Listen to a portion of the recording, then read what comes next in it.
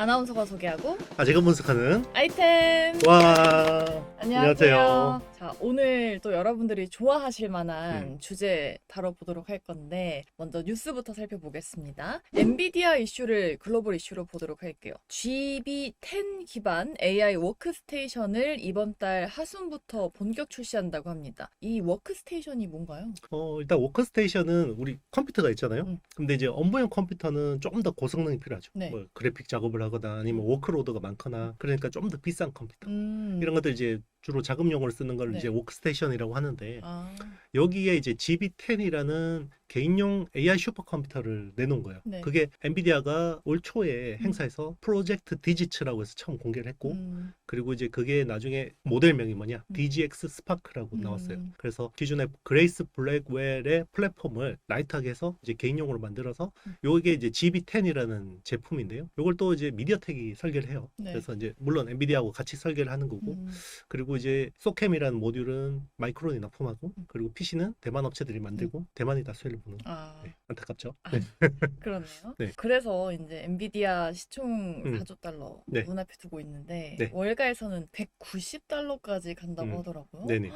이거 가능한 건가요? 어제 새벽에 음. 4조 달러 터치했다 내려왔어요. 네. 살짝. 아. 네, 그래서 4조 달러는 조만간 넘어갈 것 같고요. 음. 그리고 지금 당초 우리가 생각한 것보다 2028년에 AI 인프라 시장이 13% 이상 상향 조정됐어요. 아. 왜냐하면 원래 예상한 것보다 네. 소버린 AI 쪽 투자 규모가 훨씬 큰 거예요. 그래서 그게 상향 조정돼서 이제 엔비디아도 당연히 거기에 대해서 상향 조정됐으니까 실적이 올라가는 거고 최근에 SK하이닉스가 좋은 것도 거기에 이제 수혜를 본 거고 TSMC도 이제 그 수혜를 보는 거죠. 조금 장기적으로는 봐야 되긴 하겠네요. 네네. 이 목표가면. 네. 자, 반대로 음. 국내 뉴스에서는 삼성이 2분기 영업이익이 이제 반토막이 났죠. 네. 실적이 좀 안 좋았습니다. 4조 3천억 달러 그러니까 4조 3천억 달러가 아니죠. 네. 4조 3천억 원. 네. 미장 많이 하시나 봐요. 요즘. 네, 요즘에 하도 미장을 많이 하다 보니까 사실 하이닉스가 지금 네. 거의 2분기 9조 원까지 보고 있거든요. 그리고 반토막 그 하이닉스보다 거의 절반 수준밖에 안 나오는 네. 거거든요. 그래서 굉장히 쇼크였고요. 결국 이제 반도체 쪽에서 DS 부문에서 굉장히 부진했다. 지금 반도체 쪽에서 잘 되는 게 그나마 D램이고 이익을 깎아먹는 게 이제 파운드리, 비메모리라고 하는 부분 그리고 이제 지금 낸드 플래시도 적자예요. 그러니까 D램 혼자 하드캐리해서 다 지금 이제 이렇게 깎아 먹으니까 지금 이제 상황이 안 좋은 거고 네. 그리고 제일 결정적인 거 GB10 이야기했지만 결국 TSMC 하나 잘 되니까 어떻게 돼요? 다 낙수 효과를 누리잖아요. 네. 삼성이 안 되니까 낙수 효과가 아. 없죠. 우리나라가 참 안타깝습니다. 그래서 AI 혁명에서 참 삼성의 스탠스가 안타깝다. 네. 네, 이렇게 상반되는 엔비디아와 삼성 이야기 해봤고요. 음. 자, 오늘 본격적으로 이슈 들어가 보겠습니다. 여러분들 또 썸네일 보고 들어오셨을 텐데 저희가 사실 4주 전에 이 전력 인프라 관련 이야기 했었는데 반응이 너무 좋았잖아요. 그렇죠. 네. 떡상했습니다. 맞아요. 떡상했기 때문에 저희가 오늘 더 딥하게 좀 실질적으로 우리 시청자분들 정말 투자하시는 분들이 좋아할 만한 그런 이야기를 좀 더 깊게 해보는 시간 가져보도록 하겠습니다. AI를 갖고 있는 게 이제 권력이라는 이야기가 나오고 있어요. 데이터 센터가 좀 폭발적으로 확장을 하면서 초고압 변압기 그리고 배전반 같은 핵심 전력 인프라 수요가 정말 빠르게 늘고 있는데 과거에는 이 초고압 변압기의 네네. 리드 타임이 한 6개월 정도 수준이었는데 지금은 한 18개월 이상으로 늘었다고 하더라고요. 그 이상 될걸요? 그 이상이요? 만약 지금 이제 뭐 이렇게 변압기라든지 배전망 같은 걸 주문하면 네. 몇 년도 납품한다고 하는 줄 아세요? 몇 년이요? 2028년. 3년 정도 그렇죠. 걸리는 거의 거네요? 지금 26, 27, 3년 걸리는 거예요.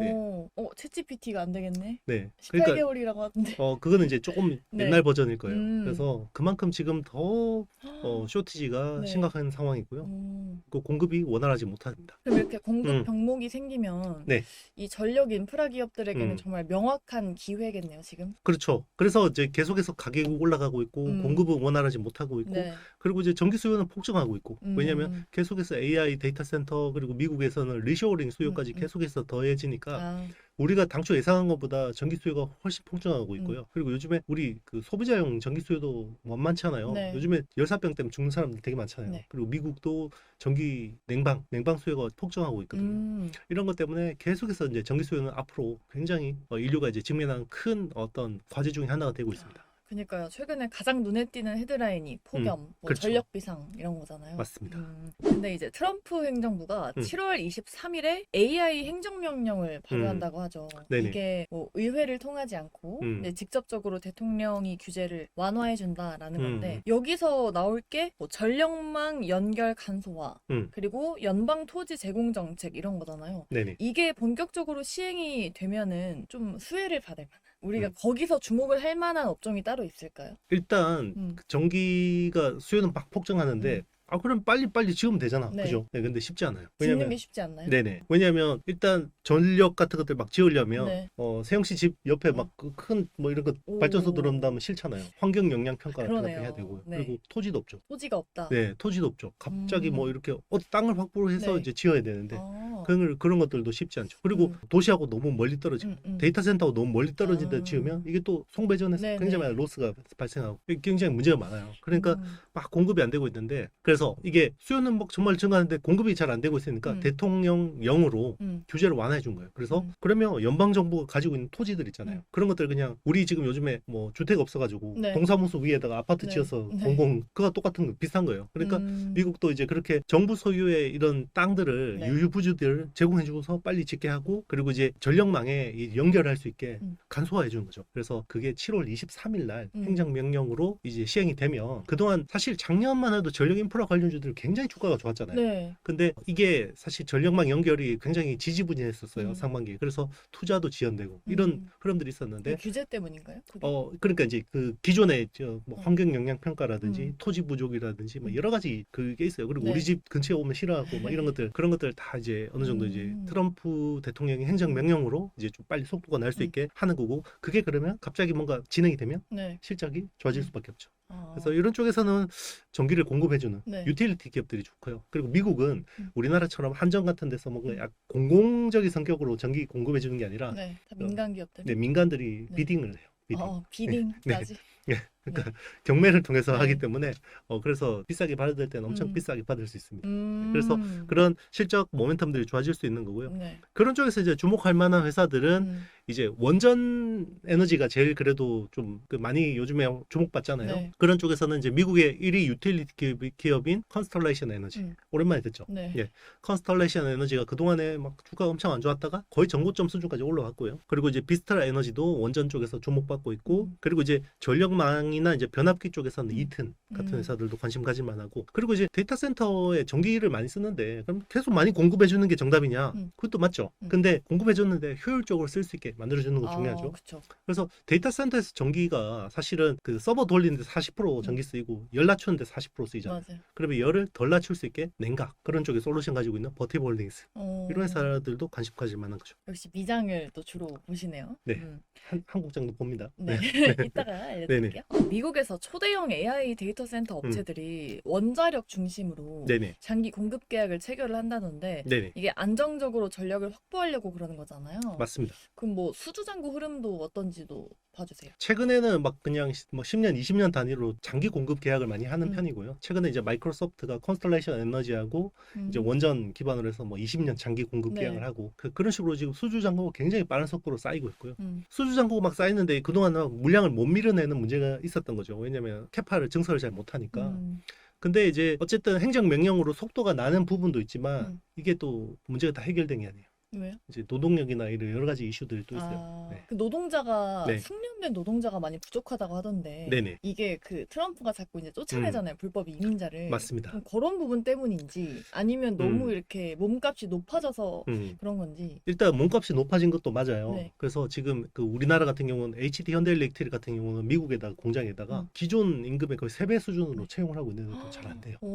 왜 그러냐면 일단 우리는 그러면 뭐 사람 없으면 미국 저임금 노동자 뽑으면 되잖아요. 백인 그죠? 백인 노동자 뽑으면 되잖아요. 네. 근데 걔들 기술이 없어요. 가르쳐주면 안 되는 건가요? 가르쳐가지고 언제 써요? 아 그래요? 그러니까 대부분 기술력이 있는 애들은 네. 아시아 애들 아니면 네. 아시아 친구들이죠. 네. 네, 아시아 친구들 아니면 히스패닉들이 그런 힘든 일 많이 했단 말이에요. 약간 백인 노동자들은 약간 서비스업이나 이런 네네. 쪽은 이제 많이 하는데 힘든 거 안 하려고 힘든 거 하는구나. 제조업 쪽을 잘 안 하다니까 이제 뭐 샘이나 마이클 같은 애들이 네. 이렇게 덩치 큰 애들이 그런 거 잘 안 네. 한단 말이에요. 그래서 이제 생각을 해보니까 자꾸 이제 그 불법 이민자들 그리고 이제 계속 그 기존에 뭐 이렇게 이제 시민권 있는 사람들 어정쩡한 사람들 막 쫓아내고 하잖아요. 네. 그게 지금 전력기기 이쪽 그 미국 내 제조업 종사자들 보면 히스패닉이 20% 가까이 되고요. 오, 되게 많네요. 네, 근데 아시아인 비중은 7%인데 아시아인들이 굉장히 기술 가진 사람들이 많아요. 네. 전기나 막 이런 쪽 기술. 그러니까 다 쫓아내니까 공급이 안 되는 거죠.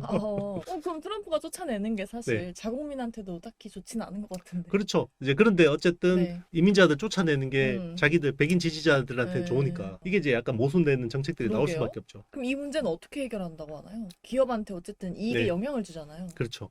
그래서 생각보다 공급이 잘 안 늘어날 거다 이렇게 보고 있고 그러면 이제 계속 가격이 치솟으면 결국 이게 또 인플레이를 유발할 수 있고 이게 또 어떻게 될지 모르겠습니다. 아직 해결법은 없군요. 뾰족한 해결법은 없어요. 근데 트럼프의 정책에 뭔가 명확한 방향성이 없어요. 그러니까 내지르고 보는 약간 그렇죠. 예. 약간 모순되기도 하죠. 뭐 그래서 뭐 자꾸 우리나라한테도 그 뭐 아시아 국가들한테도 뭐 협상을 하는데 환율을 낮추라는 거야, 올리라는 거야. 보면 어느 장단에 춤을 춰야 될지 모르겠어요. 그러니까 미국 제품을 살려면 그죠? 미국 제품을 사라 그러니까 그러면 원화 절상을 원하는구나. 그래서 원화 절상을 하니까 왜 자꾸 그 갭에서 국민연금하고 한국은행에 왜 자꾸 달러 팔아서 환율 조정하냐? 낮추라는 거야, 올리라는 거야? 그럼 직접 물어보면 좋겠다. 낮추라는 거예요, 올리라는 거예요? 그래서 이제 우리나라 그 협상 당국자도 그러잖아요. 정확하게 트럼프가 원하는 게 뭔지 모르겠다. 한번 물어봐 주세요. 도대체 뭘 원하는 거야? 물어보고 싶다. AI 산업에서 이제는 서버 통신 사이에 데이터를 뭐 800기가, 1600기가 이렇게 한 번에 보낸다는데 어쨌든 이렇게 많이 보내면 전력 수요도 폭발적으로 늘 수밖에 없잖아요. 근데 전기를 말씀하신 대로 많이 공급하는 것도 좋지만 효율적으로 줘야 되잖아요. 그럼 거기서 관련해서 주목할 만한 기업은 한국에도 있나요, 혹시?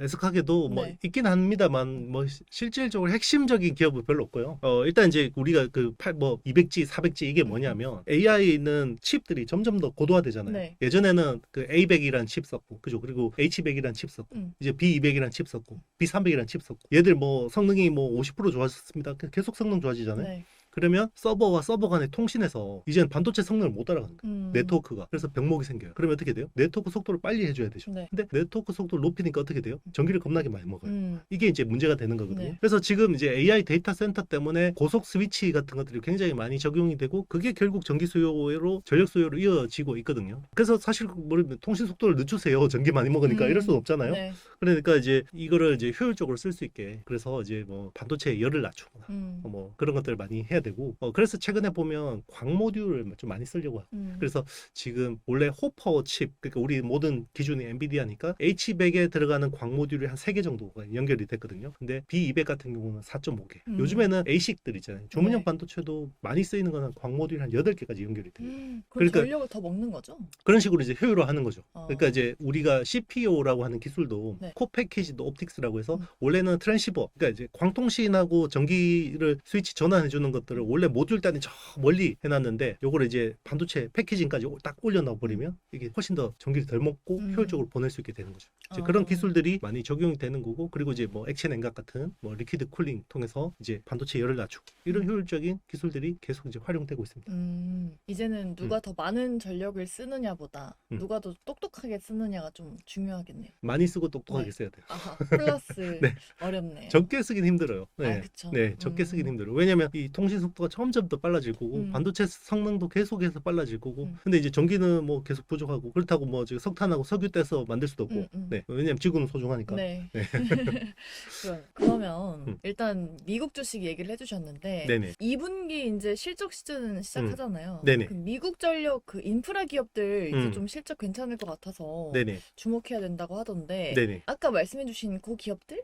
뭐 그 기업들 주목하시면 되고요. 사실 국내 기업들도 실적 좋을 것 같아요. 그래서 뭐 최근에 우리 국내 삼총사라고 하거든요. HD 현대일렉트릭 그리고 LS 일렉트릭, 효성중공업 이제 국내 전력기기 관련 3개 산데 사실 근데 6월에 화끈했잖아요. 밸류 부담이 사실 미국 주식보다 더 올랐. 일단 이제 뭐 6월 말 기준이긴 한데 뭐 최근에 이제 빠졌는데 미국도 빠졌으니까 6월 말 기준으로 지금 국내 3사의 PER이 26배입니다.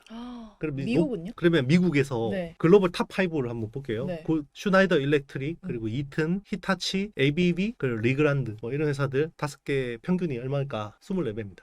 그거보다 높다. 네, 물론 이제 저도 한국 기업을 좋아하고 네. 한국 기업의 미래 성장 가능성을 믿지만 네.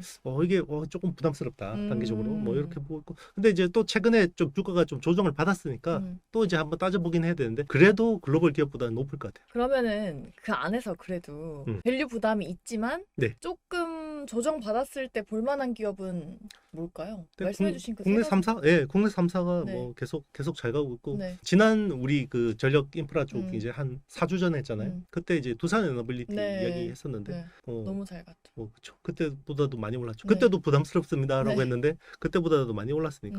그러네요. 뭐 잘 가던 주도주들 계속 보는 게 맞습니다. 그럼 그 일진전기나 그런 밑에 있는 종목들보다는 대장주가 나을까요? 저는 뭐 지금은 네. 대장주의 랠리가 아닐까 생각합니다. 물론 이제 그런 작은 기업들도 네. 괜찮지만 그러면 네. 굳이 투자를 해보자면은 국장보다는 미장인가요? 만약에 이제 전력 인프라 쪽으로 본다 그러면 그냥 이제 저는 이제 펀더멘탈리스트니까 좀 미장이 좀 더 편하지 않을까 생각이 듭니다. 네, 그래도 두 나라의 기업들 다 유망하다는 점. 둘 다 사시면 됩니다. 저는. 네, 알겠습니다. 자, 지난번 영상에서 또 우리 카와이한 댓글이 있었어요. 네네. 우리 초록잔디님께서 왜 삼성이나 하이닉스는 엔비디아 같은 제품 못 만드나요? 네. 부속품만 납품할 건가요? 이렇게 여쭤보셨어요. 네. 정말 근본적인 질문이거든요. 네. 왜 못 만드나요? 일단 엔비디아는 네. 팹리스예요. 네네. 그래서 반도체 설계를 하는 회사고요. 네. 파운드리를 하는 거는 TSMC죠. 그러면 이제 우리나라가 전 세계에서 설계 기술이 얼마나 뛰어나냐. 네. 우리나라가 반도체 강국이라고 하지만 반도체가 전 세계에서 메모리가 차지하는 비중이 20에서 25%. 그러면 나머지가 우리가 비메모리라고 하는 게 보통 시스템 반도체거든요. 네. 거기가 70에서 75%거든요. 거기에서 그럼 우리나라 포션이 얼마나 되냐? 2, 3%밖에 안 돼요. 매우 작은 수준이고요. 사실 우리나라 칩 설계 기술은요, 대만은 물론이고 중국보다 뒤처져요. 설계는. 그러니까 이제 엔비디아가 왜 못 나오는지는 이제 설명드릴 수 있을 것 같고. 자, 그러면 엔비디아가 안 되면 파운드리라도 잘해야 되는데 우리가 허군날 이야기하는 게 삼성 파운드리가 TSMC하고 기술 격차가 계속 벌어지거든요. 그게 이제 우리나라의 비메모리 사업. 그러니까 사실 비메모리란 말부터가 잘못된 거예요. 왜요? 메모리가 20에서 25고 나머지 반도체가 다 이만한 덩어리가 있는데 이걸 다 비메모리 그러면 안 되죠. 네. 그럼 뭐라고 해야 됩니까? 시스템 반도체라고 하는 게 맞죠. 그러니까 이제 일단 용어부터가 네. 사람의 말이라는 거는 사실 그 사람의 가치와 철학을 담고 있잖아요. 네. 거기서부터 저는 이제 반도체 산업의 접근이 잘못됐다, 우리나라가. 네, 그렇게 생각을 합니다. 그래서 근본적으로 철학적인. 그렇죠. 그래서 이제 우리가 이제 냉정하게 지금 현실을 인정해야 되고요. 뭐 엔비디아는커녕 우리가 지금 미디어텍 같은 회사라도 하나 만들어야 되는 거예요. 네, 미디어텍도 쉽지 않죠. 네, 그래서 열심히 M&A를 하거나 연구개발 많이 해서 좀 그런 회사들 많이 나왔으면 좋겠습니다. 알겠습니다. 오늘 여러분들이 너무나 좋아해 주셨던 이 전력 인프라에 대한 더 딥한 이야기 들어봤는데 우리 여러분들 투자하시는데 좀 많은 도움이 되셨을 것 같아요. 그쵸? 그렇죠? 네. 오늘 영상도 좀 반응이 뜨거울 것 같은데 여러분들 질문 남겨주시는 게 우리 여러분들의 성공 투자의 첫걸음이 될 수 있습니다. 댓글 많이 남겨주시고요. 저희가 다음 영상에 그 질문에 대한 답 대표님께서 선수해 주시니까요. 네. 댓글 많이 남겨주시기 바랍니다. 요즘에 세영 하나 예뻐요 이것만 하니까 자꾸 대댓글 달아주니까. 아니요, 그래도 우리 칭찬 댓글 잘 보고 있습니다. 이런 것도 달아주고. 세영 하나 예뻐요. 세영 하나 감사합니다. 왜 이럴까 봐. 네. 여러분 댓글 남겨주시면 네네. 질문 남겨주시면 저희가 네. 이렇게 답변해드리니까요. 갑자기 뇌정지 왔잖아요. 대표님 때문에. 뇌절. 뇌정지 왔다고. 저희가 답변해드리겠습니다. 시원한 답변해드리니까요. 질문 많이 남겨주시기 바라겠습니다. 네, 다음 주에도 저희와 함께하고 싶으신 분들은 좋아요, 구독, 알림 설정, 댓글 부탁드립니다. 여러분 안녕.